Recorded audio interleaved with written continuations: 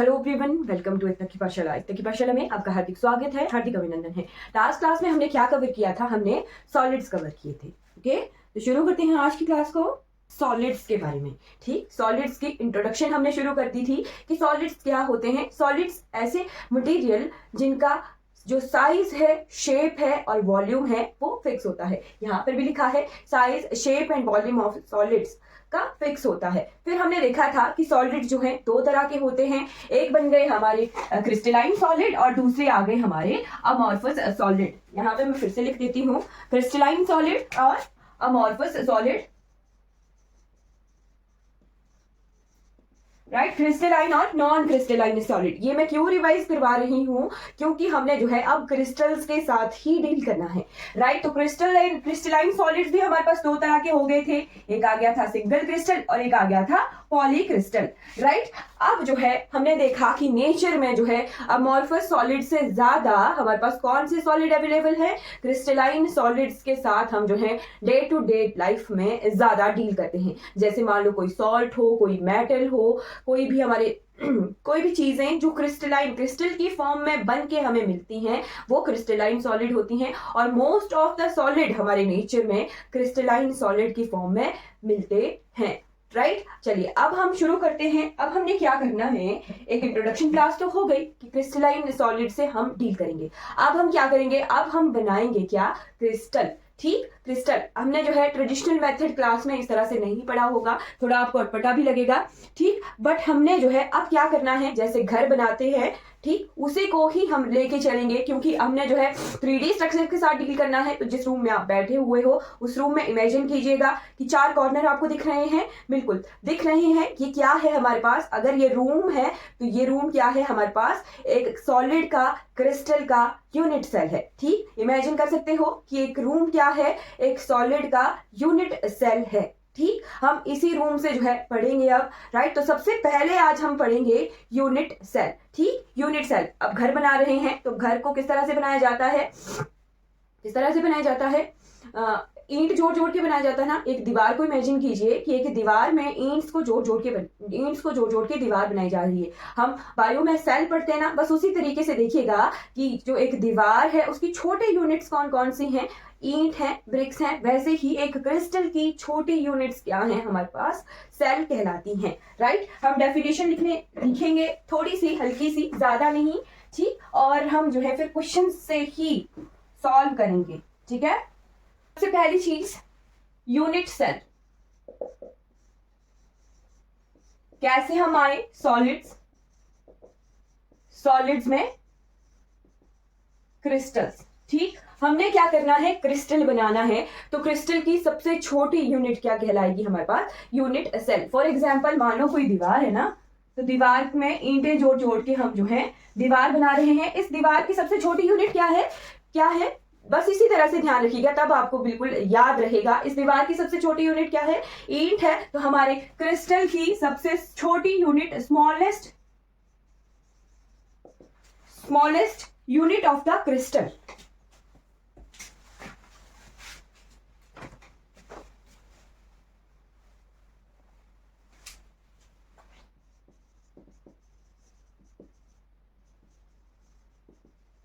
Smallest unit of the crystal which on repeat arrangement. Right, क्या जैसे ईंटों को रिपीट कर रहे थे वैसे ही हम जो है यूनिट सेल को रिपीट करके जो है एक क्रिस्टल बना सकते हैं।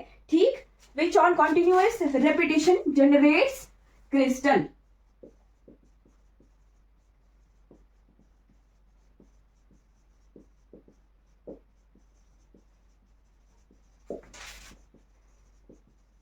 पहले क्या हम क्रिस्टल कंस्ट्रक्ट कर लेते हैं, फिर उसके बाद क्रिस्टल में किस तरह से हमने पढ़ना है इनकी प्रॉपर्टी वो देखेंगे। राइट, ध्यान रखिएगा कि एक ऐसी छोटी यूनिट जो खुद को बार बार रिपीट करे।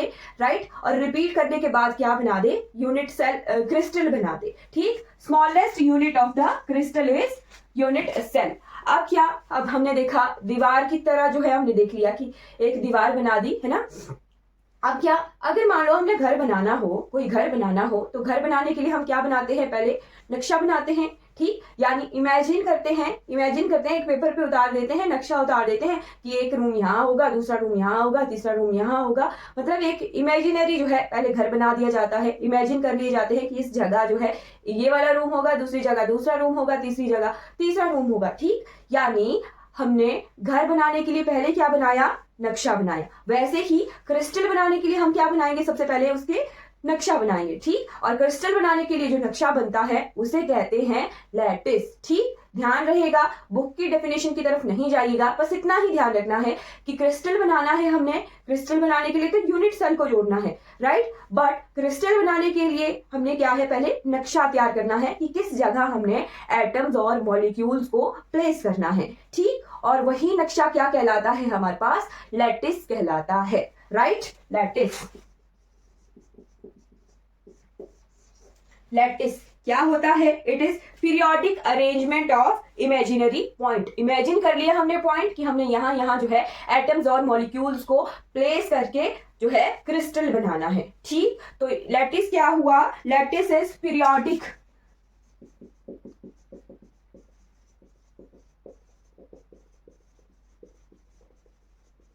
Arrangement of the imaginary points, right. Books की डेफिनेशन की तरफ ध्यान नहीं दीजिएगा, बस उसी बुक्स की डेफिनेशन को इजीली समझा है हमने कि क्या किया, कुछ एक पॉइंट्स जो है इमेजिनरी पॉइंट्स हमने लगा दिए कि इस जगह जो है हमने एटम्स को प्लेस करना है और क्रिस्टल बनाना है। ठीक है, इन द स्पेस, राइट। जैसे ये इमेजिनरी पॉइंट्स हमने रख दिए, इमेजिनरी पॉइंट्स हैं ये, ठीक है, पॉइंट बना दिए कि हमने इन पॉइंट्स में एटम्स को या मॉलिक्यूल्स को प्लेस करना है और क्रिस्टल बनाना है। सिंपल भाषा में क्या कि नक्शा तैयार कर रहे हैं हम, किसको बनाने का, क्रिस्टल बनाने का नक्शा है। ठीक है, अगर ये ध्यान रहेगा तो सब कुछ जो है क्लियर हो गया, डेफिनेशन पढ़ने की जरूरत नहीं। इमेजिनरी पॉइंट्स हमने बना दिए कि किस तरह से हमने एटम्स और मॉलिक्यूल्स को प्लेस करना है और क्रिस्टल बनाना है। अब नक्शा तैयार हो गया, अब क्या, अब हमने जो है एटम्स मॉलिक्यूल्स उठा के यहाँ प्लेस करने हैं। ठीक, क्या नक्शा तैयार हो गया, पॉइंट्स तैयार हो गए कि इस जगह एटम्स और मॉलिक्यूल प्लेस होने हैं। अब हमने प्लेस करने हैं, तो उस एटम्स और मॉलिक्यूल को प्लेस करने के लिए भी एक वर्ड है। ठीक, क्या वर्ड है, यूनिट सेल क्लियर हो गया। ठीक है, यूनिट सेल क्लियर हो गया। अब हमने एटम्स और मॉलिक्यूल को इस जगह प्लेस करना है, राइट। तो उसके लिए एक वर्ड है बेसिस, बेस तैयार करना है अब, राइट। बेस तैयार करना शुरू कर दिए हम कि हमने रखना शुरू कर दिया एटम्स और मॉलिक्यूल्स नक्शे पर, है ना। नक्शे को अब जो है घर बना रहे हैं ना हम, तो नक्शे के जगह जैसे हमने इमेजिन किया था, नक्शा इमेजिन किया एक पेपर पर, है ना, पेपर पर हमने इमेजिन किया था कि घर बनाने के लिए इस तरह से हमने डिजाइन तैयार करना है, डिजाइन तैयार कर दिया। अब उसे रियलिटी में जो है हम जिस घर के लिए नक्शा बनाया है उस घर के लिए हम जो है रियलिटी में अब ईंटें रख रहे हैं, यूनिट सेल रख रहे हैं, यानी एटम्स और मॉलिक्यूल्स को प्लेस कर रहे हैं और घर तैयार करेंगे, राइट। तो एटम्स और मॉलिक्यूल्स को प्लेस करने को कहते हैं बेसिस। क्या कहते हैं, बेसिस, या फिर मोटिफ भी इसे कहते हैं।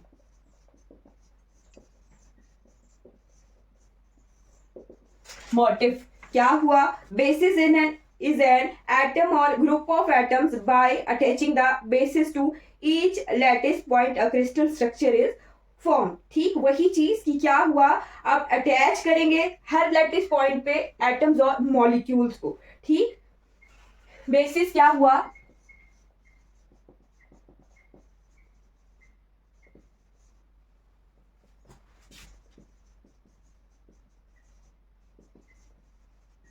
ग्रुप हो बन गया हमारे पास एटम्स और मॉलिक्यूल का, जिसे अटैच करना है हमने लैटिस पॉइंट पर। Bye attaching it on the lattice point a crystal structure is formed.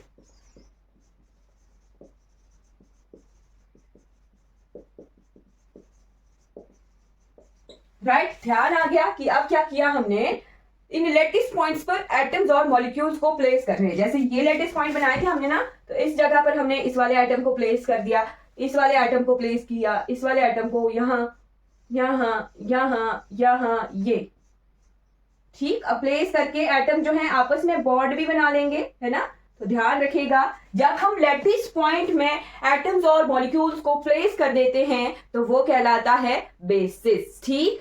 यानी घर बनाने के लिए हम जो है अब क्या कर रहे हैं, ईंटें जोड़ जोड़ के कमरे बना रहे हैं। क्या किया, पहले हमने ईंटें जोड़ रहे हैं, ठीक है, फिर ईंटें जोड़ जोड़ के कमरे बनेंगे, है ना, फिर कमरे बनेंगे, फिर घर बन जाएगा। यानी हमारा एटम्स और मॉलिक्यूल्स रखे, फिर एटम्स और मॉलिक्यूल की छोटी सी अरेंजमेंट, सबसे छोटी यूनिट क्या कहलाई हमारे पास, यूनिट सेल कहलाई। और यूनिट सेल मिल मिल के क्या बनाएंगे, फिर क्रिस्टल बनाएंगे। ध्यान आ गया, पहले लैटिस पॉइंट यानी नक्शा बनाया, नक्शे पर एटम्स और मॉलिक्यूल्स को प्लेस किया, है ना, प्लेस करके जो है फिर हम उनको जोड़ जोड़ के क्या बना देंगे, क्रिस्टल बना देंगे, ठीक।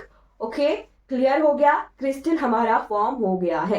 अब हम जो है क्रिस्टल की क्वालिटीज देखेंगे कि किस तरह से क्रिस्टल्स की क्या क्या प्रॉपर्टीज होती हैं और किस तरह से हम जो है, हमने देखा कि क्रिस्टल को तो अरेंज कर रहे हैं, अब ये अरेंजमेंट जो है हमें कुछ एक स्ट्रक्चर भी देंगी। यानी हमारे पास कमरा बन रहा है ना, घर का कमरा बन रहा है, तो कमरा क्या हुआ, कई बार स्क्वायर भी बनेगा, चारों दीवारें बराबर भी होंगी, कई बार कमरा रेक्टेंगल भी बन जाएगा, दो दीवारें लंबी हो गई, दो दीवारें जो है एक बराबर हो गई, है ना। कई बार हम जो है अपने डिजाइन वाली शेप भी दे देते हैं कमरे को, राइट। यानी जो हमारा यूनिट सेल है अब वो किस तरह से स्ट्रक्चर फॉर्म कर रहा है वो देखेंगे, ठीक। क्लियर हो गया होगा, बेसिस क्लियर हो गया, लैटिस क्लियर हो गया, यूनिट सेल क्लियर हो गया। अब मैं आपको बता रही हूं कि यूनिट सेल के टाइप्स ऑफ यूनिट सेल। तो there are 2 types of unit cell, देखिएगा, लिखिएगा, ठीक है। Types of unit cell. Unit cell कैसे बना, एटम्स और मॉलिक्यूल्स को प्लेस किया, है ना। अगर हम जो है सिंगल एटम को प्लेस कर रहे हैं, है ना, सिंगल एटम यहां लैटिस में, हम लैटिस पॉइंट पर अगर सिंगल एटम प्लेस किया तो वो मोनो एटॉमिक बन गया। एग्जाम्पल लिख लीजिएगा, हीलियम प्लेस किया हमने,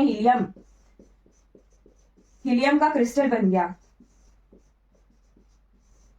ठीक। तो हीलियम क्या है, मोनो एटॉमिक क्रिस्टल बन गया। अगर हम NaCl प्लेस करते तो एक जगह जो है, मान लो ये है, तो इस जगह हम Na प्लेस करते और Cl प्लेस करते, है ना।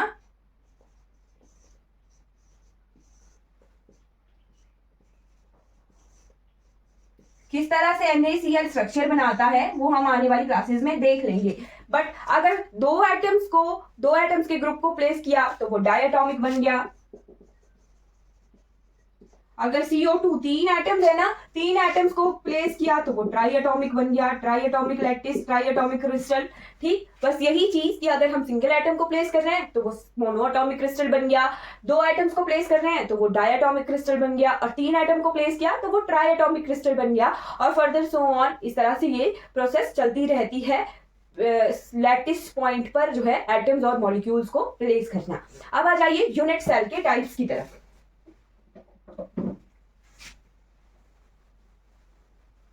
जो बुक्स में डेफिनेशन लिखी हुई है उन्हें जस्ट पढ़िएगा, उनसे कंफ्यूज नहीं होइएगा, क्योंकि हमने एग्जाम में अब डेफिनेशन लिखने नहीं जाना है, हमने कंसेप्ट को क्लियर करना है और क्वेश्चन सॉल्व करने हैं, ठीक है। तो ऐसे नहीं देखिएगा कि बुक में किस तरह से डेफिनेशन है और मैम ने किस तरह से डेफिनेशन लिखाई, हम समझ रहे हैं अब सेल के टाइप्स।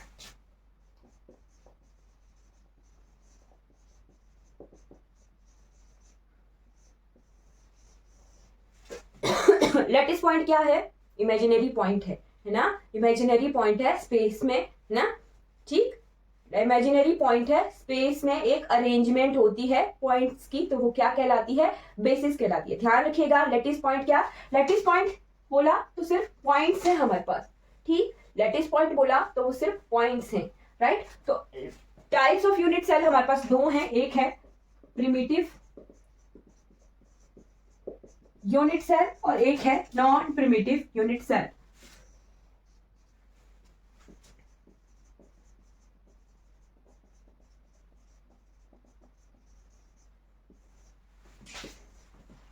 प्रिमिटिव यूनिट सेल और एक है नॉन प्रिमिटिव यूनिट सेल। अगर इफेक्टिव लैटिस पॉइंट मैं एटम्स की बात अब नहीं करूंगी, यहाँ पर मैं करूंगी इफेक्टिव लैटिस पॉइंट क्या है अगर 1 आता है किसी यूनिट सेल में। क्या effective number of lattice point अगर 1 आता है किसी यूनिट सेल में तो वो क्या कहलाता है, प्रिमिटिव यूनिट सेल। क्या effective lattice point, effective number of lattice point is 1, then that is primitive unit cell. लिख लीजिए, फिर मैं आपको स्ट्रक्चर बना के सिखाती हूँ। ठीक है, effective number of lattice point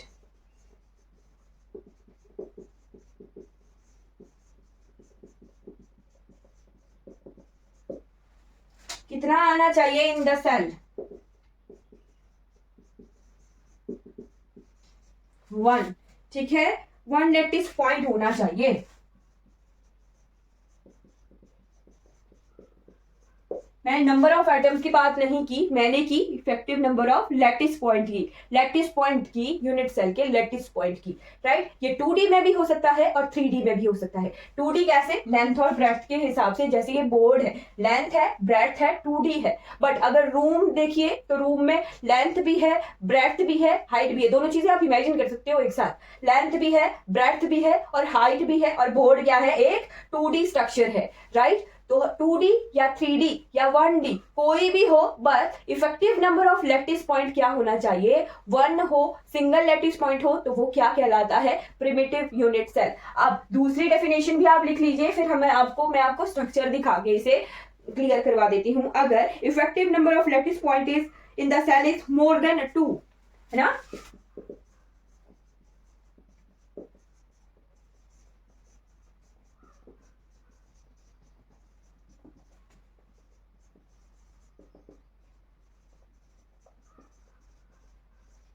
दो से ज्यादा लैटिस पॉइंट आए। अब यूनिट सेल क्या, एक ही, चाहे वो 2D है, अगर 3D है तो वो क्यूबिक भी हो सकता है, वो पैरेललोपिपेड भी हो सकता है, हेक्सागोनल भी हो सकता है, कोई भी स्ट्रक्चर हो सकता है। राइट, बट यूनिट सेल की बात हो रही है, सिंगल यूनिट सेल की। सिंगल यूनिट सेल 1D में भी हो सकता है, ठीक, और 2D में भी हो सकता है ना, और 3D में भी हो सकता है। राइट, तो अगर एक यूनिट सेल में एक लैटिस पॉइंट आए, कैसे, जैसे मान लो हमारे पास एक अरेंजमेंट है। राइट, ये देखिए लैटिस पॉइंट की अरेंजमेंट है, तो ये क्या है हमारे पास, लैटिस है ना। पॉइंट्स की अरेंजमेंट क्या कहलाती है, लैटिस कहलाती है। राइट, एटम्स के केस में भी फिर इसी तरह से आगे हम पढ़ेंगे, जब ये यूनिट सेल जो है, टाइप्स ऑफ यूनिट सेल बन जाएंगे ब्रावियस, है ना, तो वहां पर हम एटम्स की प्लेसमेंट करेंगे। बट हम अभी लैटिस पॉइंट देख रहे हैं, तो लैटिस में मान लो ये वाला जो है यूनिट सेल बन रहा है, ये इस तरह से है ना, इस तरह की अरेंजमेंट बन गई है, सो ऑन इसी तरह से बनेगा, है ना। बट हमें ये वाला यूनिट सेल देखना है, ये वाला यूनिट सेल। राइट, तो यहाँ पे एक लैटिस पॉइंट है, लैटिस पॉइंट है ये, और एक ये वाला लैटिस पॉइंट है, और एक ये वाला लैटिस पॉइंट है ना। अब यहाँ देखिए ये जो लैटिस पॉइंट है ये कितने में शेयर हो रहा है, यहाँ देखिए ये जो लैटिस पॉइंट है, थोड़ा बड़ा बना देती हूँ, कितने में शेयर हो रहा है, 1 यहाँ, 2 यहाँ, 3 यहाँ, 4 यहाँ, मतलब एक लैटिस पॉइंट जो है, एक लैटिस पॉइंट जो है 4 में शेयर हो रहा है। ठीक, यहाँ पे भी देखिए एक लैटिस पॉइंट जो है 4 में शेयर हो रहा है ना। एक लैटिस पॉइंट जो है 4 में शेयर हो रहा है, यहाँ पे भी एक लैटिस पॉइंट जो है 4 में शेयर हो रहा है ना। दिख रहा होगा, क्लियर है। हर एक यूनिट सेल देखिए, हर एक लैटिस पॉइंट देखिए 4 में जो है शेयर हो रहा है। ये क्या है, एक 2D स्ट्रक्चर है, 4 में शेयर हो रहा है, देखिए हर एक लैटिस पॉइंट देखिए इस अरेंजमेंट का 4 में शेयर हो रहा है। राइट, तो अगर इसे किस तरह से लिख सकते हैं, इसे लिख सकते हैं हम कि 1 lattice point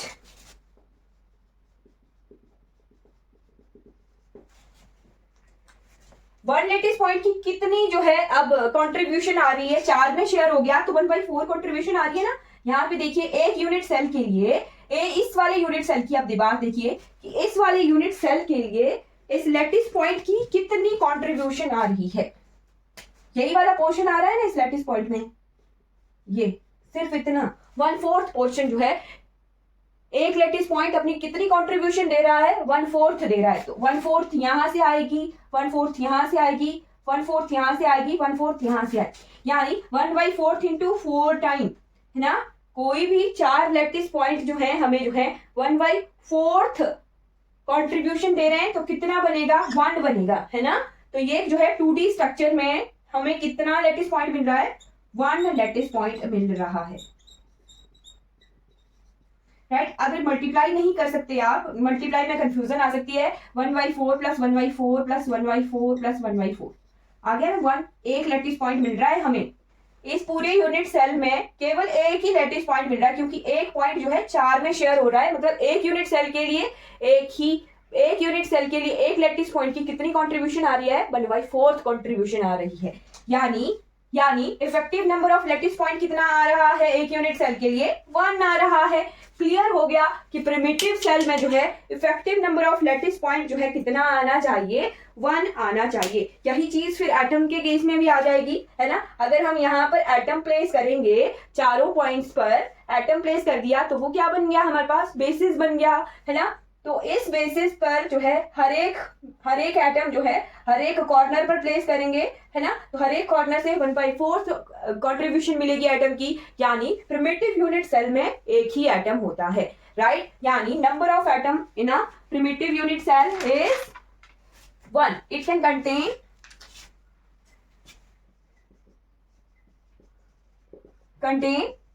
1 atom in a unit cell, अगर हम एटम प्लेस कर देंगे, राइट। ओके, हमें लैटिस पॉइंट ध्यान रखना, effective number of lattice point कितना होना चाहिए, 1 होना चाहिए। प्रिमिटिव यूनिट सेल में effective number of lattice point कितना होता है, 1 होता है, ठीक। अब नॉन प्रिमिटिव यूनिट सेल के स्ट्रक्चर को देखते हैं। जैसे मान लो ये वाला स्ट्रक्चर है, ये वाली अरेंजमेंट है,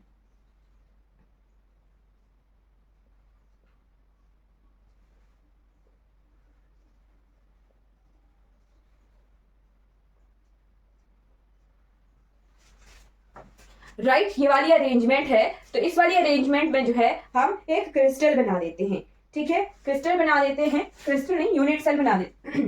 ये तो क्रिस्टल की अरेंजमेंट है, ठीक है। एक यूनिट सेल किस तरह से बना देते हैं, ये वाले जो है पॉइंट्स को, लैटिस पॉइंट्स को हम जोड़ देते हैं, राइट। यहाँ पे आपको कंफ्यूजन हो सकती है देखने में, यहाँ देख सकते हैं आप, ये वाले लैटिस पॉइंट जो है हमने जोड़ दिए, राइट।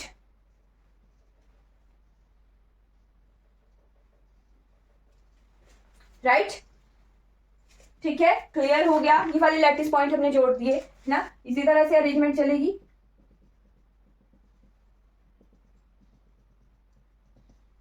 ऊपर को भी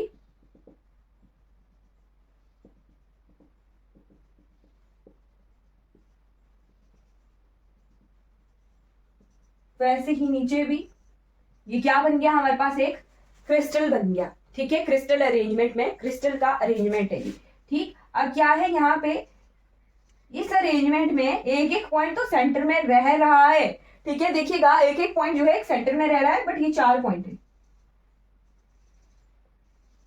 राइट। चारों पॉइंट का तो हमने देख लिया कि अगर हर एक कॉर्नर 4 के साथ शेयर हो रहा है, तो हर एक लैटिस पॉइंट की 1/4 कंट्रीब्यूशन हमें मिल रही है, राइट। तो 1/4 कंट्रीब्यूशन से एक लैटिस पॉइंट तो हमें कॉर्नर से मिल रहा है, बट एक लैटिस पॉइंट इसके सेंटर में भी है, +1, तो 2 लैटिस पॉइंट यहाँ पे आ रहा है। Effective number of lattice point जो है 2 आ रहा है। Effective number of lattice point जो है इस स्ट्रक्चर के लिए, इस यूनिट सेल के लिए 2 आ रहा है। वही चीज क्लियर हो जानी चाहिए कि अगर किसी यूनिट सेल में जो है लैटिस पॉइंट मोर देन 2 है, 2 ये है या मोर देन 2 है, तब हमारे पास जो है नॉन प्रिमिटिव यूनिट सेल होता है। अब ये अगर ये तो 2D स्ट्रक्चर है, 3D में हमें प्रिमिटिव यूनिट सेल किस तरह से बनाने पड़ते हैं।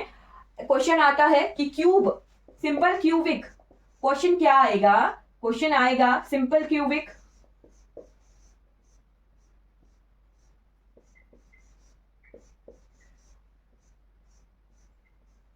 तीन स्ट्रक्चर कई बार जो है एग्जाम में इस तरह से दे देते हैं, 3 स्ट्रक्चर बने हुए हैं और आपको पूछा जाएगा कि इन तीनों स्ट्रक्चर में कौन सा वाला जो है प्रिमिटिव यूनिट सेल है और कौन सा नॉन प्रिमिटिव यूनिट सेल है। तो क्या कर देंगे, एक इसको लिख देंगे सिंपल क्यूबिक लिख दिया, इसको बीसीसी लिख दिया, इसको एफसीसी लिख दिया। जस्ट समझने के लिए मैं बता रही हूँ, यूनिट सेल समझने के लिए कि 3D में जो है सिंपल क्यूबिक यूनिट सेल हमें मिलता है। और सिंपल क्यूबिक के ही ये फर्दर टाइप है। बीसीसी आ गया बॉडी सेंटर, बॉडी के सेंटर में। एफसीसी आ गया कि हमारे फेसेस के सेंटर में जो है हमें हमारे एटम्स हैं, राइट, एटम्स हैं, एटम्स की बात हो रही है ये, ठीक, या एटम्स की बात हो रही है ये, या फिर आप जो है इसे लैटिस पॉइंट ही लिख दीजिए कि हाँ यहाँ जो है लैटिस पॉइंट इसके सेंटर में भी है और इसके जो है फेसेस के सेंटर में भी जो है लैटिस पॉइंट्स हैं, राइट। तो कौन सा वाला जो है प्रिमिटिव यूनिट सेल है और कौन सा वाला नॉन प्रिमिटिव यूनिट सेल है। अगर कॉर्नर्स की प्लेसमेंट देखी जाए, एटम्स को प्लेस कर देंगे तो हर एक कॉर्नर, रूम को देखिए, हर एक कॉर्नर जो है कितने और के साथ जुड़ा हुआ है। यहाँ पे देखिए तीन कोने अपने रूम के कोना देखिए, अच्छा सामने देखिए, बिल्कुल आपके रूम के सामने फेस कीजिए, सामने वाली दीवार का लेफ्ट वाला ऊपर वाला कॉर्नर देखिए कितने कितने जो है कॉर्नर जो है कितनों के साथ शेयर हो रहा है। मान लो, इमेजिन कर लो कि इस रूम में देखिए तीन दीवारें दिख रही है ना, तीन दीवारों के साथ जो है ये शेयर कर रहा है। वैसे ही अगर इस रूम के लेफ्ट में है एक और रूम तो वो भी, वहां पर भी ये तीन के साथ शेयर होगा। आगे भी रूम है और उससे पीछे भी रूम है, तो एक ही में जो है ये कितनों के साथ शेयर हो गया, तीन इस तरफ, तीन उस तरफ, तीन उस तरफ, ऊपर भी है ना, ऊपर भी 4 कमरे हैं मान लो। तो 8 नंबर ऑफ क्यूब्स और यूनिट सेल के साथ जो है ये शेयर होगा, ठीक। मैं आपको बोर्ड पर भी दिखाऊंगी बट अभी इमेजिन कर सकते हो कि 8 नंबर ऑफ क्यूब्स और हैं, उनके साथ ये शेयर होगा, ठीक। जैसे एक है इधर, फिर पीछे 4 तो नीचे आ गए, 4 ऊपर आ गए, ठीक, क्लियर हो गया। 4 रूम्स आ गए यहाँ इसी फ्लोर पे और 4 ऊपर वाले फ्लोर पे आ गए, तो 8 नंबर ऑफ क्यूब्स के साथ ही शेयर होगा। यानी एक एटम की या एक लैटिस पॉइंट की कितनी कंट्रीब्यूशन आएगी, उस वाले यूनिट सेल के 1/8 आएगी, है ना। तो कॉर्नर कितने हैं, 8 कॉर्नर है, 1 2 3 4 5 6 7 8 है, इंटू 8 एक लैटिस पॉइंट आ रहा है। जस्ट एक क्वेश्चन सॉल्व करने के लिए बता रही हूँ, बाकी मैं आपको बीसीसी एफसीसी बिल्कुल डिटेल में पढ़ाऊंगी, है ना। तो सिंपल क्यूबिक हमारे पास क्या होता है, प्रिमिटिव यूनिट सेल होता है। आपकी बुक में जो है 3D स्ट्रक्चर को ही बताया होगा, है ना, कि प्रिमिटिव है या नॉन प्रिमिटिव है ना। तो सिंगल लैटिस पॉइंट हमें सिंपल क्यूबिक 3D स्ट्रक्चर से आएगा, है ना। बीसीसी में क्या हो गया, कॉर्नर पर से तो 1/8 की कंट्रीब्यूशन आई, बट बीच में 1/8 की कंट्रीब्यूशन करके 1 लैटिस पॉइंट आया। बट एक और बीच में इसके बिल्कुल बॉडी के सेंटर में एक पॉइंट है, तो वो 2 की कंट्रीब्यूशन दे रहा है ना। तो यहाँ पे एक से ज्यादा जो है हमें लैटिस पॉइंट मिलते हैं या फिर एटम मिलते हैं, तो ये क्या है, नॉन प्रिमिटिव यूनिट सेल है ना, नॉन प्रिमिटिव यूनिट सेल है। वैसे ही एफसीसी कॉर्नर से और फेसेस के सेंटर से जो है हमें कुछ कंट्रीब्यूशन मिलेगी, यानी 2 से ज्यादा ही हमें कंट्रीब्यूशन मिलेगी लैटिस पॉइंट की। तो क्या नोट कर लेना है आपने स्टार लगाकर कि एससी सिंपल क्यूबिक जो है हमारे पास प्रिमिटिव यूनिट सेल होगा, और बीसीसी और एफसीसी ये दोनों क्या हैं, नॉन प्रिमिटिव हैं। डायरेक्ट क्वेश्चन कई बार आ सकता है, तो इसे आपने ध्यान करके जो है नोट कर लेना है, राइट। क्लियर हो गया होगा। प्रिमिटिव यूनिट सेल की बात आ गई, प्रिमिटिव यानी कॉर्नर पर ही है। प्रिमिटिव जब भी आ गया है वर्ड, प्रिमिटिव मतलब कॉर्नर पर ही है, बिल्कुल सेंटर में कुछ भी नहीं है, कॉर्नर पर है, तो उनका कितने और के साथ जुड़े हुए हैं यूनिट सेल के, उतने नंबर ऑफ कंट्रीब्यूशन उस कॉर्नर के लैटिस पॉइंट की आ जाती है, राइट। क्लियर हो गया होगा। ये आ गया हमारे पास प्रिमिटिव यूनिट सेल, और सेकंड हमने नॉन प्रिमिटिव यूनिट सेल देखा कि यूनिट सेल के कॉर्नर वाला तो जो है नंबर ऑफ और यूनिट सेल के साथ शेयर हो रहा है, बट साथ में उसके अंदर भी जो है कई बार लैटिस पॉइंट आ जाता है, या फिर बॉडीज के सेंटर पर या फिर फेसेस के सेंटर पर जो है हमें लैटिस पॉइंट या फिर एटम देखने को मिलता है। तो नॉन प्रिमिटिव और primitive unit cell I hope आपको क्लियर हो गया होगा। प्रिमिटिव यानी कॉर्नर पर, प्रिमिटिव यानी कॉर्नर पर, ध्यान रखिएगा। ओके, अब हमने क्या करना है, हमने यूनिट सेल तो बना दिया, राइट। यूनिट सेल बन गए, 2D में भी बन गए, 3D में भी मैंने आपको हल्का सा आइडिया दे दिया, राइट। अभी मैं 2D ही पढ़ा के चलूंगी क्योंकि हम ब्रेवियस लैटिस की तरफ भी आएंगे, तो ब्रेवियस लैटिस हम पहले 2D में पढ़ेंगे, फिर हम 3D में पढ़ेंगे, फिर आपको ज्यादा क्लियर हो जाएगा, ठीक। तो जो ये यूनिट सेल बन रहे हैं, अब इन्हें मेजर करना है, यानी अगर एक पॉइंट है, देखिए ये पॉइंट है, अगर मान लो मैं इस पॉइंट से यहां जाना चाहती हूँ या इस पॉइंट से यहां जाना चाहती हूँ, तो मुझे कुछ पैरामीटर चाहिए ना, है ना, लेंथ चाहिए, ब्रेड्थ चाहिए, 2D में तो लेंथ ब्रेड्थ चाहिए हमें, है ना, 3D आएगा तो हमें हाइट भी चाहिए, है ना। तो यानी हमें कुछ एक पैरामीटर चाहिए इस पॉइंट से इस पॉइंट जाने के लिए। अगर मुझे कुछ एक बताना हो कि इस पॉइंट से ए पॉइंट से बी पॉइंट की तरफ मैं जा रही हूं, तो इनके बीच में ऐसा कौन सा पैरामीटर है जिससे मुझे जो है इसे मापना पड़े, ठीक। यानी उसे जो है हम फिर वेक्टर से मापते हैं, राइट। वेक्टर क्या, डायरेक्शन, डायरेक्शन ही बता रही हूं ना मैं कि इस पॉइंट से यहाँ पर्टिकुलर डायरेक्शन बता दी कि इस पॉइंट से इस पॉइंट पर जाना है, तो हमें कुछ एक पैरामीटर चाहिए और वो वेक्टर होते हैं हमारे पास lattice vector, translation vector, basis vector कहिए, है ना, प्रिमिटिव, अगर प्रिमिटिव यूनिट सेल है तो प्रिमिटिव सेल वेक्टर, यानी वेक्टर है, ठीक है। क्लियर हो गया। पैरामीटर है लैटिस को मापने के लिए। आपने बुक की तरफ नहीं जाना है, वहां पे लैटिस पैरामीटर ट्रांसलेशन पैरामीटर लिखा हुआ है ना। फिर बहुत सारी जो है एक पूरी सॉल्व करके दिया गया है कि ट्रांसलेशन वेक्टर किस तरह से निकालते हैं और इस तरह से इसका रिलेशन है ट्रांसलेशन वेक्टर। हमें कुछ नहीं पढ़ना है, हमें जस्ट पता करना है कि लैटिस पैरामीटर है और लैटिस पैरामीटर इस तरह से हम लिखते हैं, इस तरह से जो है इनकी जरूरत पड़ती है। बाकी एग्जाम पॉइंट ऑफ व्यू से आपने हम मेन लेके चलेंगे, पूरा नहीं पढ़ना है, ठीक है, राइट। तो lattice parameters, lattice parameter,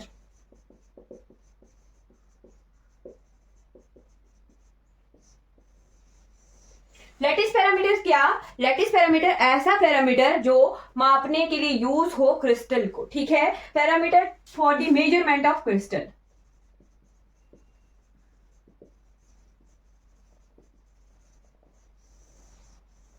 right. ऐसे पैरामीटर जो हमें जो है क्रिस्टल के मेजरमेंट के लिए यूज हो। क्रिस्टल किस तरह से हो सकता है, 1D भी हो सकता है। एक लाइन में हमने थिन वायर बना दी ना, मान लो हमने थिन वायर बना दी तो वो भी क्या है, क्रिस्टल स्ट्रक्चर है, 1D क्रिस्टल स्ट्रक्चर है, ठीक। क्लियर हो गया होगा, कंफ्यूजन आ जाती है ना। तो हम बड़े पैरामीटर में हमें वो 3D स्ट्रक्चर दिखता है ना, है तो वो 3D ही स्ट्रक्चर, कुछ एक मिलीमीटर में लेंथ होती है, बट बड़े से इमेजिन के लिए कि ये 1D है, इसकी लेंथ को, इसकी ब्रेथ को हमने जो है नेग्लेक्ट कर दिया, तो लेंथ ही हमें दिख रही है ना। तो 1D स्ट्रक्चर भी हो सकता है, 2D स्ट्रक्चर भी हो सकता है, 3D स्ट्रक्चर भी हो सकता है ना। तो 1 डायमेंशनल में अगर स्ट्रक्चर है तो एक पैरामीटर चाहिए, है ना, 1 पैरामीटर उसे मापने के लिए चाहिए, राइट।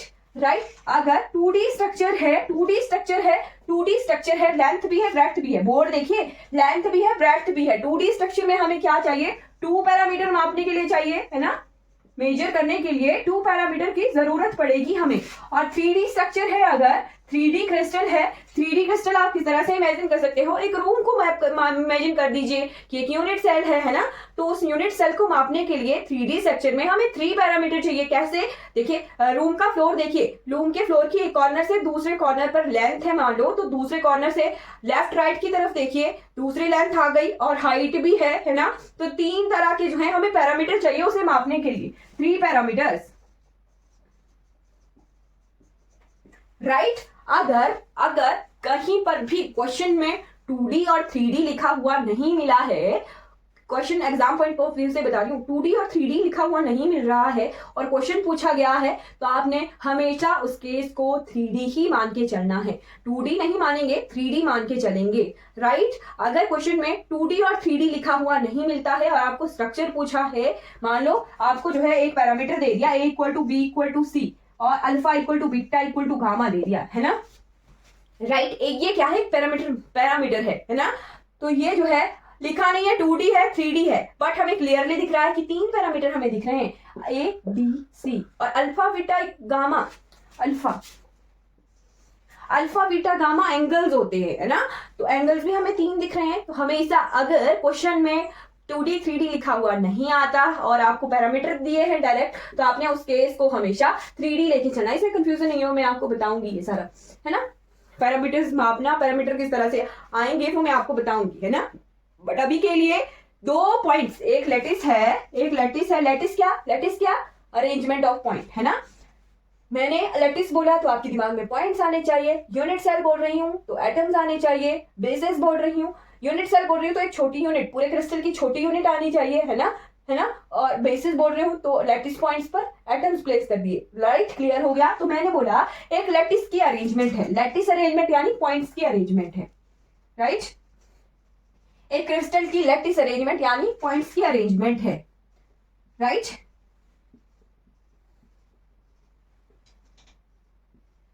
ओके, तो ये अरेंजमेंट है, लैटिस अरेंजमेंट है हमारे पास, राइट। और इस लैटिस अरेंजमेंट में जो है दो नियरेस्ट जो पॉइंट्स के बीच में डिस्टेंस जो है उसे मापते हैं इन पैरामीटर से। यानी एक पॉइंट से दूसरे पॉइंट पर जाने के लिए एक पॉइंट से दूसरे पॉइंट पर जाने के लिए जिस पैरामीटर की जरूरत पड़ती है वो हम वेक्टर फॉर्म में लिखते हैं। अगर ये वाला पॉइंट है ना, मान लो ये ए पॉइंट बना लिया मैंने और ये बी पॉइंट है ना, तो ए से बी जाने के लिए, राइट, ए से बी गए हम तो ये बना दिया मैंने ए वेक्टर, राइट, क्लियर हो गया। अब ए से सी गए हम, पॉइंट है ये,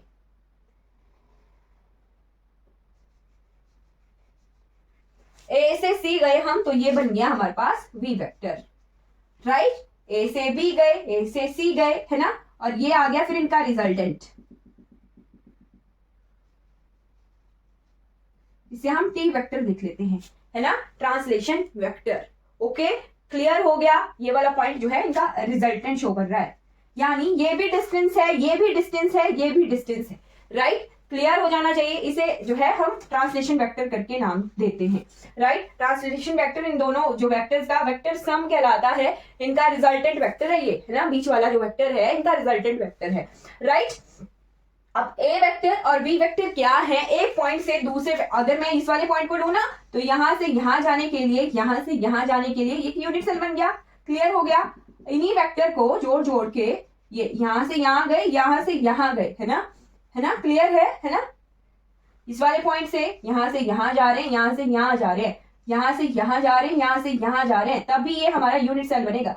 ये वाला यहां से यहां जा रहे हैं, यहां से यहां जा रहे हैं, और जो ये टेल ये एरो हेड है ना, ये एरो हेड है, एक वेक्टर का हेड है और ये टेल है, ये हेड है और ये टेल है ना, ये है हेड और ये है टेल, राइट। अब हम जो है आगे एंगल्स भी लेंगे, तो जहां इन वेक्टर्स की टेल्स जो हैं जुड़ती हैं वो वाला हम क्या लेते हैं, एंगल लेते हैं, राइट। एंगल वही वाला लेंगे हम जहां इन वेक्टर की टेल्स जुड़ेंगी, राइट। वेक्टर्स की टेल्स जहां जुड़ती हैं वो वाला एंगल हम लेते हैं। एंगल भी मैं आपको बता दूंगी, बट अभी के लिए ये 2D स्ट्रक्चर है, यहाँ इस पॉइंट से इस पॉइंट जाने के लिए हमें जो है एक जो है मैथमेटिकल ऑपरेशन भी बोल सकते हो आप, वेक्टर भी बोल सकते हो, एक पॉइंट से दूसरे पॉइंट के बीच की दूरी हमने किससे मापी, एक वेक्टर से मापी, एक पैरामीटर से मापी, राइट। क्लियर हो गया होगा। अब 3D स्ट्रक्चर देखते हैं। 3D स्ट्रक्चर इंपॉर्टेंट है, क्यों? अभी के लिए ध्यान रखिएगा, एक रूम आप इमेजिन कर रहे हो ना, रूम इमेजिन कर लीजिए, आपके सामने दीवार है, आपके पीछे दीवार है, लेफ्ट में दीवार है, राइट में दीवार है, राइट। यानी कितने फेस हमें दिख रहे हैं, कितने कॉर्नर दिख रहे हैं रूम में, एक क्यूब की फॉर्म है ना,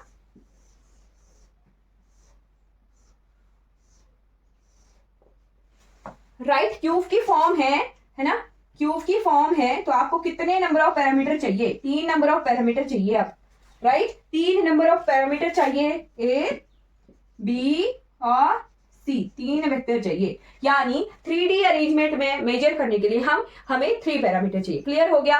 बस हल्का सा आइडिया, रूम इमेजिन कर लिया, 6 फेसेस आपको दिख रहे हैं, कॉर्नर्स कितने हैं उस रूम में, जिस रूम में आप बैठे हुए हो, कितने कॉर्नर हैं, एक सामने वाली दीवार पे देखिए 1 2 3 4 दिख रहे हैं, और एक दीवार पे आपको, वैसे नहीं, ऊपर नीचे देखिए, ऊपर छत पर देखिए कितने नंबर ऑफ कॉर्नर्स दिख रहे हैं, 1 सामने ऊपर, सिर के ऊपर, पीछे, 4 कॉर्नर ऊपर दिख रहे हैं, 4 कॉर्नर फर्श पे देखिए, 4 कॉर्नर हमें फर्श पर दिख रहे हैं, 1 2 3 4, यानी नंबर ऑफ कॉर्नर कितने आते हैं 3D स्ट्रक्चर में, 8, है ना। 3D क्यूबिक स्ट्रक्चर में हमें नंबर ऑफ, एक क्यूब में कितने कॉर्नर होते हैं, कॉर्नर होते हैं 8, कॉर्नर कितने आगे 8।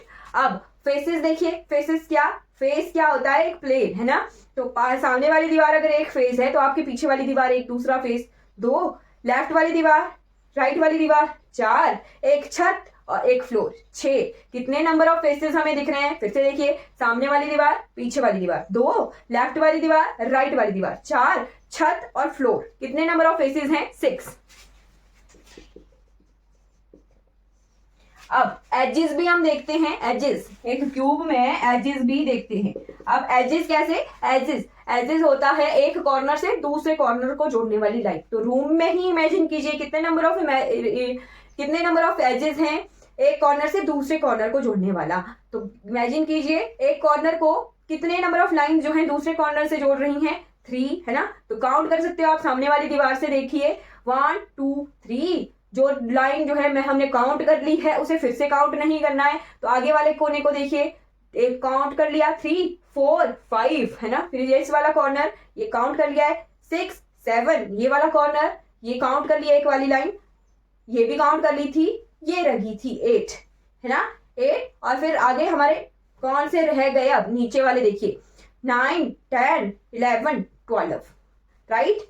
जो काउंट कर रहा है उसे फिर से काउंट नहीं करना है, हर एक कॉर्नर को जो है जोड़ने की प्रयास कीजिए राइट। ऐसे यहाँ देख सकते हो आप, ये वाला कॉर्नर है, मान लो इस कॉर्नर को लेके चली हूँ, ये कॉर्नर कितने और कॉर्नर के साथ जुड़ा है, एक यहाँ पर एक यहाँ पर एक यहाँ पर, 1 2 3 है ना। फिर इस वाले पॉइंट पर आ जाइए 4, और ये वाला काउंट कर लिया था 5। अब इस वाले पॉइंट पर आ जाइए 6 7, ये तो काउंट कर लिया है। अब इस वाले पॉइंट पर आ जाइए, ये काउंट कर लिया है 8 आगे। अब ये ऊपर वाले तो सारे काउंट हो गए, नीचे वाले रहे 9 10 11 12 एजेस आ गए, नंबर ऑफ एजेस आ गए 12। क्लियर हो गया होगा। एक क्यूब में कितने नंबर ऑफ कॉर्नर्स होते हैं, there are 8 corner 6 faces and 12 edges. I hope clear हो गया होगा आपको ये वाला पैरामीटर। ओके, अब हम जो है इंट्रोडक्शन देख लेंगे ब्रावियस लैटिस की राइट। लैटिस क्लियर हो गया, लैटिस क्या है, अरेंजमेंट ऑफ पॉइंट है। ओके, आज की क्लास में हम ब्रावियस लैटिस का 2D स्ट्रक्चर देख के जाएंगे राइट। 2D अरेंजमेंट, लैटिस क्या था, arrangement of points in space. Lattice क्या था, arrangement of points in space. Clear हो गया। इमेजिनरी पॉइंट्स को हमने स्पेस में जो है बनाया था, किस तरह से हमारा क्रिस्टल का नक्शा है। लैटिस क्या है, क्रिस्टल का नक्शा है। बट वो लैटिस पॉइंट्स जो होते हैं वो आइडेंटिकल सराउंडिंग है उनके आसपास या नहीं है कोई पता नहीं, बस पॉइंट्स लगा दिए हमने। बट ब्रावियस लैटिस क्या होता है, एक पॉइंट पर अगर हम खड़े हों, एक पॉइंट पर अगर हम खड़े हैं तो हमारे चारों तरफ जो है एक जैसा एनवायरनमेंट, एक जैसी सराउंडिंग होनी चाहिए। लैटिस ही है, ठीक है, ब्रावियस लैटिस ही है, यानी पॉइंट्स ही हैं। पॉइंट्स के बाद हम जो है जब एटम्स प्लेस करेंगे तो वो अलग बात आ जाएगी। पहले हम ब्रावियस लैटिस की ही बात कर रहे हैं। लैटिस यानी पॉइंट्स हैं, पॉइंट्स इमेजिनरी पॉइंट्स ही हैं। बट ब्रावियस लैटिस में क्या आ गया, ऐसा लैटिस जहां पर एक पॉइंट पर खड़े होकर हमें चारों तरफ आइडेंटिकल सराउंडिंग मिले, है ना। चारों तरफ अगर एक पॉइंट से दूसरे पॉइंट पर जा रहे हैं तो डिस्टेंस भी जो है एक जैसा होना चाहिए, है ना, एक जैसा डिस्टेंस होना चाहिए। फिर वो डिपेंड करता है कि हम एक जो है एक साइड कौन सी ले रहे हैं और दूसरी साइड कौन सी ले रहे हैं, है ना। यानी बस इतना है कि आइडेंटिकल सराउंडिंग हमें पता होनी चाहिए। प्रिमिटिव क्या हुआ, एक लैटिस पॉइंट बना, यानी कॉर्नर पर ही जो है शेयरिंग हो रही है लैटिस पॉइंट की। क्लियर हो गया, कंफ्यूज नहीं होना है। कहां पहुंच गए हम, ब्रावियस लैटिस की तरफ पहुंच गए हैं।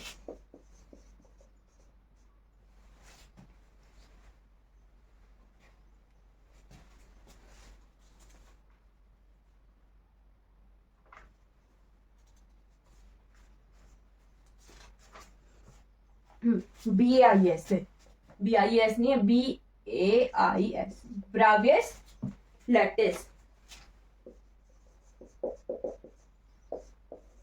लैटिस बोल दिया यानी पॉइंट है, इतना तो ध्यान रहेगा। लैटिस बोला है यानी अरेंजमेंट ऑफ पॉइंट्स है ना। तो lattice will be Bravais lattice if each lattice point has identical surrounding.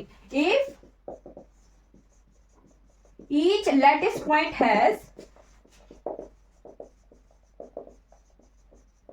Identical surrounding, यानी एक लैटिस पॉइंट पर हम खड़े हुए हैं और अपने चारों तरफ हम देख रहे हैं तो हमें एक जैसा ही एनवायरनमेंट है। अगर उस पॉइंट से उठकर मैं दूसरे पॉइंट पर चली जाऊं, है ना, तो इस पॉइंट से चारों तरफ देखूं तो फिर भी मुझे जो है सेम सराउंडिंग दिखे। अगर मैं तीसरे पॉइंट पर चली जाऊं तो तीसरे पॉइंट पर भी खड़े होकर मुझे चारों तरफ जो है आइडेंटिकल सराउंडिंग दिखे, है ना। यानी कोई भी लैटिस पॉइंट है उसके चारों ओर जो है मुझे आइडेंटिकल सराउंडिंग अगर मिल रही है तो वो क्या है, ब्रावियस लैटिस है। ओके, क्लियर हो गया होगा। हर एक लैटिस पॉइंट की सराउंडिंग जो है सेम होगी तब वो ब्रावियस लैटिस होता है। ओके, क्लियर हो गया। ये लैटिस अरेंजमेंट है, बट ये क्या है, ब्रावियस लैटिस अरेंजमेंट है। क्लियर हो गया? अब हमें क्लियर हो जाएगा, यानी एक लैटिस पॉइंट है ना, ये एक लैटिस पॉइंट है और इस लैटिस पॉइंट पर जो है ये वाला यूनिट सेल बन गया। यूनिट सेल की बात रहने दो, है ना, लैटिस पॉइंट ही बोल रहे हैं, एटम्स प्लेस नहीं किए, राइट। ये वाला जो लैटिस पॉइंट है, मान लो मैं इस वाले पॉइंट पर खड़ी हुई हूं और इस वाले पॉइंट से यहां चली जाती हूं, इस पॉइंट पर आ गई, है ना, तो इस पॉइंट से मैं चारों तरफ देखूं तो इसके चारों तरफ ये वाले पॉइंट्स हैं, है ना, ये भी हैं, ये वाले भी हैं, है ना, ये नहीं देखना कि ये वाले सेम डिस्टेंस वाले, है ना, ये वाले भी हैं, है ना, ये वाले भी हैं, ये भी तो है ना, जरूरी नहीं है इस वाले पॉइंट से यहीं चले जाएं, यानी सेम डिस्टेंस पर जाए, यहां भी तो जा सकते हैं, इस पॉइंट से यहां भी तो जा सकते हैं, फिर भी जो है हमें यूनिट सेल मिलेगा, है ना। मान लो इस वाले पॉइंट से मैं यहां जा रही हूं, इस वाले पॉइंट से इस वाले यहां से जा रही हूं, ये तो ये वाला लैटिस मिल गया, है ना, बट इस वाले पॉइंट से एक जगह में यहां गई और एक जगह यहां गई, तो ये अलग से यूनिट सेल हमें मिल रहा है, इससे कंफ्यूज नहीं हो रही आप भी, है ना। बस सिंपल इतनी सी बात कि हर एक पॉइंट के चारों तरफ जो है हमें सेम एनवायरमेंट मिले, सेम सराउंडिंग मिले, तो वो क्या होता है, ब्रावियस लैटिस होता है।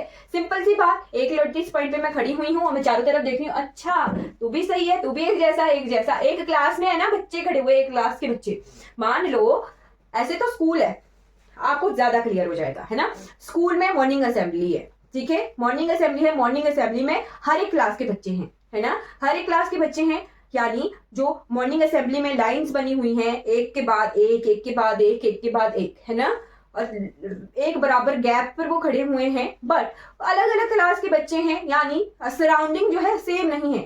एक बच्चे को मैं बोलूँ 8th क्लास का बच्चा, उसकी दूसरी तरफ लंबाई में जो है उसकी हाइट के बराबर ही है, बट वो 6th क्लास का बच्चा है ना, दूसरी तरफ 9th क्लास का बच्चा है, सराउंडिंग सेम नहीं है ना। मॉर्निंग असेंबली में एक लैटिस पॉइंट यानी एक बच्चे के सराउंडिंग में जो है सेम सराउंडिंग हमें नहीं मिल रही है ना, लैटिस है वो, केवल मात्र अरे है, अरेंजमेंट है एटम्स और मॉलिक्यूल की। बट ब्रावियस लैटिस देखिए, मान लो मैंने 8th क्लास के ही बच्चों को जो है लाइन में खड़ाया, है ना, अब एक बच्चे के चारों तरफ कौन से हैं, एक ही क्लास के बच्चे हैं, है ना, एक ही क्लास की सराउंडिंग है, तो वो क्या हो गया हमारे पास, अगर एक क्लास को ही अरेंज कर रहे हैं, लाइंस में खड़ा कर रहे हैं बच्चों को पूरे बराबर गैप से, है ना, तो वो क्या है, ब्रावियस लैटिस है। बट मॉर्निंग असेंबली में बच्चों को देख रहे हैं, तो वो क्या है, एक लैटिस अरेंजमेंट है, पॉइंट्स हैं, ठीक, कोई भी हो सकते हैं, उनकी सराउंडिंग सेम हो भी सकती है, नहीं भी हो सकती, है ना, क्या पता 8th क्लास के बच्चे के सामने एक जो है 8th क्लास का ही बच्चा है, बट दूसरी तरफ 6th क्लास का है, दूसरी तरफ 10th क्लास का है, यानी सराउंडिंग जो है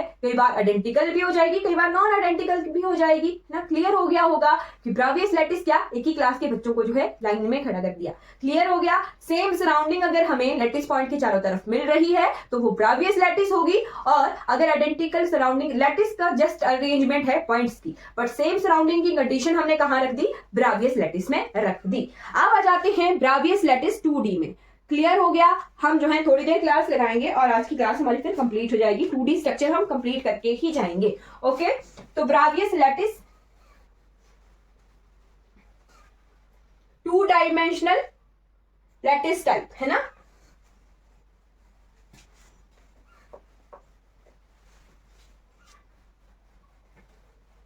एक ही पेज पर बनाइएगा इन्हें, अरेंजमेंट भी मैं आपको बनाऊंगी, है ना।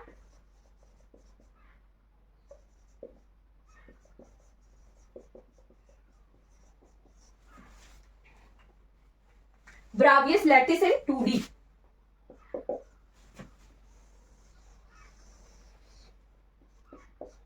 स्टार लगा कर लिखिएगा, इंपॉर्टेंट है, कई बार एग्जाम में आ जाता है ना।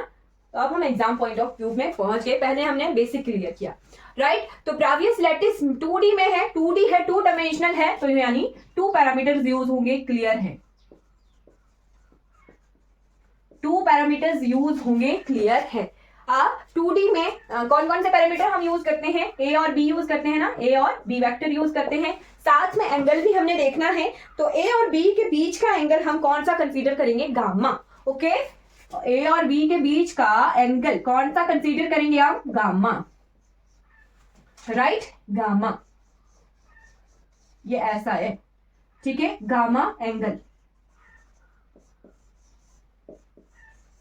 क्लियर हो गया। 2 पैरामीटर, 3 पैरामीटर कौन कौन से बने? 2 पैरामीटर लेंथ ब्रेड्थ के, और एक उनके बीच में वेक्टर्स के बीच में एंगल, उनके टेल टू टेल एंगल है, तो वो कौन सा है? गामा है, राइट।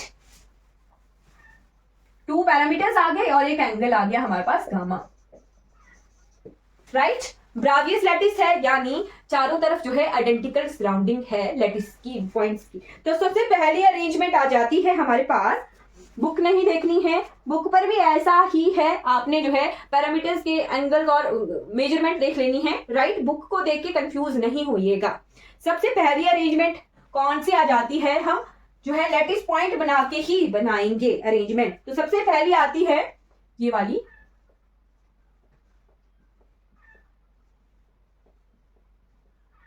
राइट। यहां पे क्या किया हमने?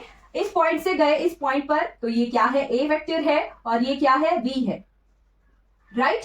ए है, बी है, ये भी पॉइंट है, यहां से यहां गए, यहां से यहां गए, है ना। ये भी पॉइंट है, यहां से यहां जा रहे हैं, यहां से यहां जा रहे हैं, यहां से यहां जा रहे हैं, यहां से यहां जा रहे हैं, ठीक। तो कौन सा एंगल हम कंसीडर करते हैं वो भी हमें पता होना चाहिए। ये वेक्टर है ना, ये वाला वेक्टर है, ये वेक्टर है, ये ऊपर वाले यूनिट सेल का वेक्टर है, ये वाला यूनिट सेल, ये वाला यूनिट सेल, इसका वेक्टर। तो ये ए वेक्टर्स हैं, ये ए वेक्टर्स हैं इस वाले यूनिट सेल का, इस वाले यूनिट सेल का बी वेक्टर, ये इस वाले यूनिट सेल का बी वेक्टर, ये इस वाले यूनिट सेल का बी वेक्टर, ये ऊपर वाले यूनिट सेल का वेक्टर है ना। तो ये क्या कंडीशन बना दी हमने? ए इक्वल टू बी, है ना। तो ए और बी जो है बराबर हैं, ए इक्वल टू बी, और साथ में जो एंगल बन गया ए और बी के बीच में, ए और बी के बीच में, ए और बी के बीच में, ये तो अरेंजमेंट है। फिर यूनिट सेल की एक ही यूनिट सेल कंसीडर कीजिएगा, दूसरे पेन से मैं बनाती हूँ तब क्लियर हमें दिखेगा।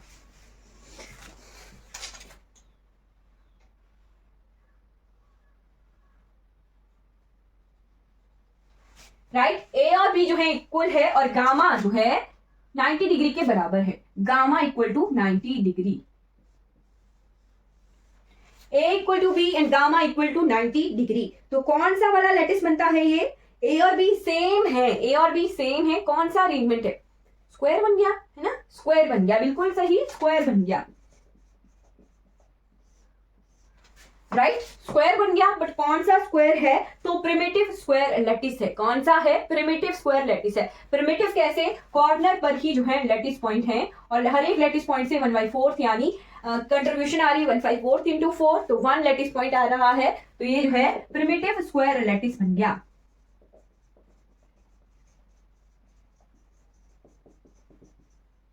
पहला कौन सा आ गया? Primitive square lattice. Primitive square lattice, primitive लिखिएगा ताकि क्लियर रहे आपको। बुक में स्क्वायर ही दिया है ना, तो स्क्वायर ही दिया है, साथ में प्रिमिटिव लिखिएगा, क्लियर रहेगा कि कॉर्नर पर ही लैटिस पॉइंट है, राइट। अब सेकंड अरेंजमेंट हम देखते हैं। सेकंड अरेंजमेंट यहीं पर ही मैं कंटिन्यू करूंगी, राइट। अब क्या है? अब क्या है? ये ए वेक्टर है। अब जरूरी नहीं है ये जो लैटिस पॉइंट है,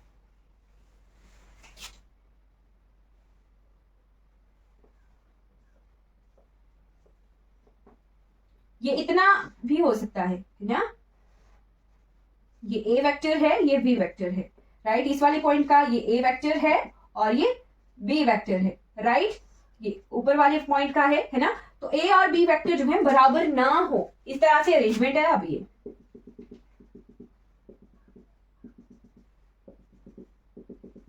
सराउंडिंग तो सेम ही दिख रही है, इस पॉइंट पर खड़े हैं हम, तो हाँ ये वाला पॉइंट उतने ही दूरी पर है, ये वाला पॉइंट उतने ही दूरी पर है, ये पॉइंट उतने ही दूरी पर है, ये पॉइंट उतने ही दूरी पर है, ये वाले भी देखिए, ये वाले पॉइंट भी बराबर दूरी पर है, यानी हर एक पॉइंट से हमें सराउंडिंग सेम दिख रही है, बट ए और बी जो है इक्वल नहीं है। तो कौन सा पैरामीटर हम देखेंगे? लिखेंगे a not equal to b, but gamma क्या है हमारे पास? गामा तो 90 डिग्री है ना, यहां पर भी देख सकते हैं गामा 90 डिग्री है, गामा इक्वल टू 90 डिग्री। तो कौन सी अरेंजमेंट बन रही है? क्या स्ट्रक्चर बन रहा है? कौन सी शेप बन रही है? रेक्टेंगुलर बन रही है ना, रेक्टेंगल बन रहा है। बट कौन सा वाला रेक्टेंगुलर बन रहा है? यहाँ पे कॉर्नर पर ही एटम्स हैं, कॉर्नर पर ही एटम्स हैं, कॉर्नर पर ही जो है लैटिस पॉइंट है, और लैटिस पॉइंट बोल रही हूं मैं, है ना, लैटिस पढ़ रहे हैं हम, लैटिस पॉइंट की बात होती है, लैटिस में पॉइंट्स की बात हो रही है होती है। तो पॉइंट्स जो है कॉर्नर पर ही है, तो कौन सा है? Primitive rectangular lattice. कौन सा है? Primitive rectangular lattice.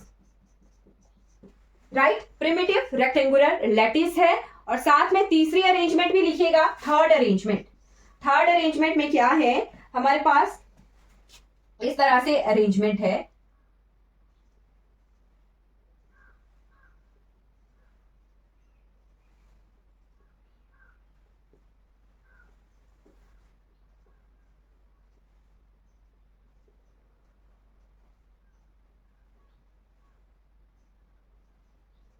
लैटिस इस तरह से अरेंज है। अब क्या है, ये है ए वेक्टर, राइट, ये है बी वेक्टर, इस वाले लैटिस का ये क्या है बी वेक्टर, इस वाले का ए वेक्टर, यूनिट सेल का है ना, ये भी है बी वेक्टर, ये भी क्या है ए वेक्टर, तो ये ऊपर वाले का है। तो यहां पे हमें जो है कॉर्नर पर तो लैटिस पॉइंट है, right, a not equal to b है, क्लियर हो गया। गामा भी हमें पता है कि 90 डिग्री है, ए नॉट इक्वल टू बी है, गामा इक्वल टू 90 डिग्री है, कौन सा बन गया, रेक्टेंगल बन गया, रेक्टेंगल बन गया। बट साथ में देखना है एक लैटिस पॉइंट तो इस रेक्टेंगल के सेंटर में रह गया, है ना, यानी एक से ज्यादा लैटिस पॉइंट हमें दिख रहे हैं, एक से ज्यादा लैटिस पॉइंट यानी non primitive rectangular lattice.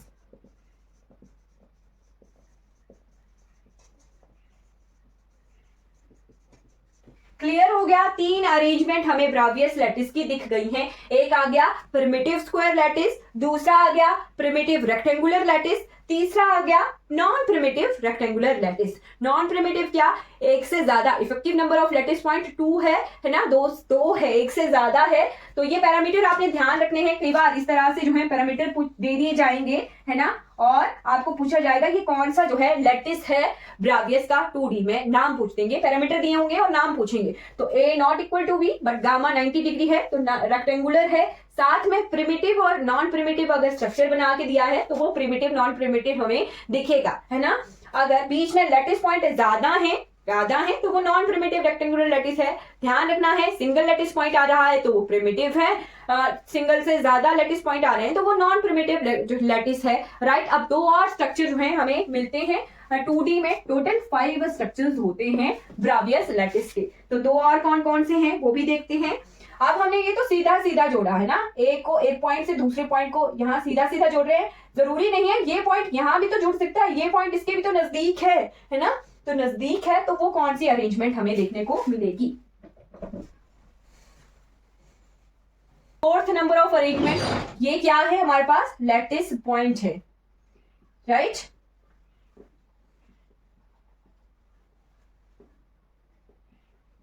Right अब क्या है, पहले हम एक पॉइंट से दूसरे पॉइंट को यहाँ सामने जोड़ देते थे, है ना, बट अब क्या है, इस पॉइंट से ये तो एक ए वेक्टर है, राइट, ये वेक्टर जो है यहाँ जुड़ के नहीं यहाँ जुड़ रहा है ना, ये वाला लैटिस पॉइंट भी यहाँ से यहाँ गए, यहाँ से यहाँ गए, है ना, सेम यही ऊपर वाले लैटिस पॉइंट, ऊपर वाले यूनिट सेल का भी हो जाएगा, है ना, यानी ये जो है इस तरह से अरेंजमेंट है,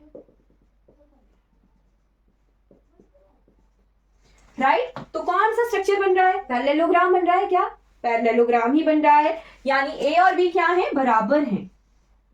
यहाँ पे क्या है, ए और बी जो है बराबर हैं, दिख नहीं रहे होंगे, बट पैरामीटर क्या है हमारे पास, a equal to b, but angle जो है सेम नहीं है, गामा जो है हमारा सेम नहीं है, gamma not equal to 90 degree, a equal to b but gamma not equal to 90 degree. Gamma जो है हमारे पास, गामा जो है, ये वाला एंगल आप नहीं देखिएगा,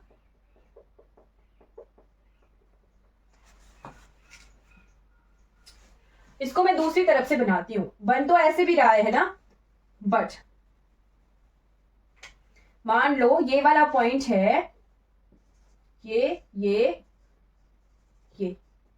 वेक्टर इस तरफ को और ये वेक्टर इस तरफ को, ए वेक्टर इधर है, बी वेक्टर इधर है ना, ये इस वाले का भी ए वेक्टर इधर है, बी वेक्टर इधर है, राइट। तो ये वाला एंगल हमने देखना है 120 डिग्री, राइट, ये वाला वेक्टर देखना है, तो gamma not equal to 90 degree but gamma equal to 120 degree, right. अगर इसी अरेंजमेंट को दूसरी तरफ से बनाते हम, कैसे बनाना था, ये वेक्टर इधर, बी वेक्टर इधर, ये वाला एंगल देखना था फिर, right. A equal to b, gamma equal to 120 degree. ये भी पैरेललोग्राम है बट अरेंजमेंट इस तरफ को है, ये भी पैरेललोग्राम है बट अरेंजमेंट इस तरफ को है, राइट। क्लियर हो गया। ब्रेवियस लैटिस है a equal to b, gamma equal to 120 degree. तो ये कौन सा है हमारे पास? प्रिमिटिव है, क्लियर है, प्रिमिटिव है, राइट। प्रिमिटिव है, क्लियर है। प्रिमिटिव क्यों? क्योंकि कॉर्नर पर ही जो है लैटिस पॉइंट है। तो ये कौन सा है हमारे पास? हेक्सागोनल लैटिस प्रिमिटिव, ठीक है। Primitive hexagonal.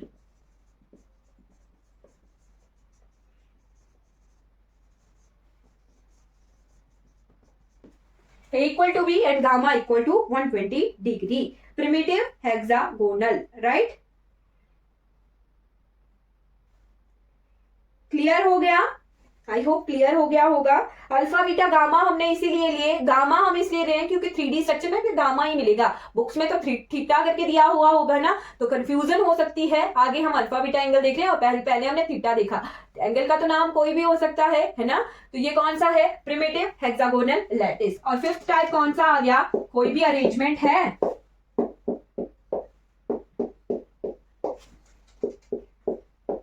ये लैटिस पॉइंट है और लैटिस पॉइंट में क्या दिया?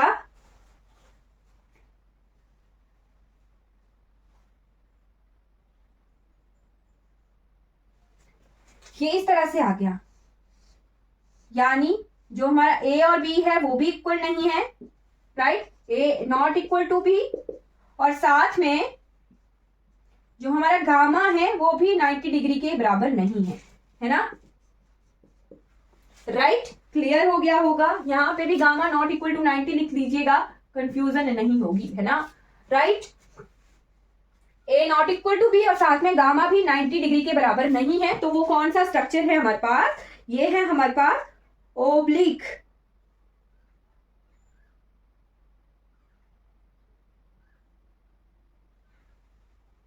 ओब्लिक। यहां पर पैरेललोग्राम बनाइएगा, राइट। इसे पैरेललोग्राम लिखिएगा, राइट। तो a not equal to b और साथ में गामा भी जो है 90 डिग्री के बराबर नहीं है। तो ये क्या है? प्रिमिटिव ओब्लिक लैटिस, या फिर हमें आम भाषा में प्रिमिटिव पैरेललोग्राम लैटिस भी उसे कह सकते हैं अपने हिसाब से, राइट।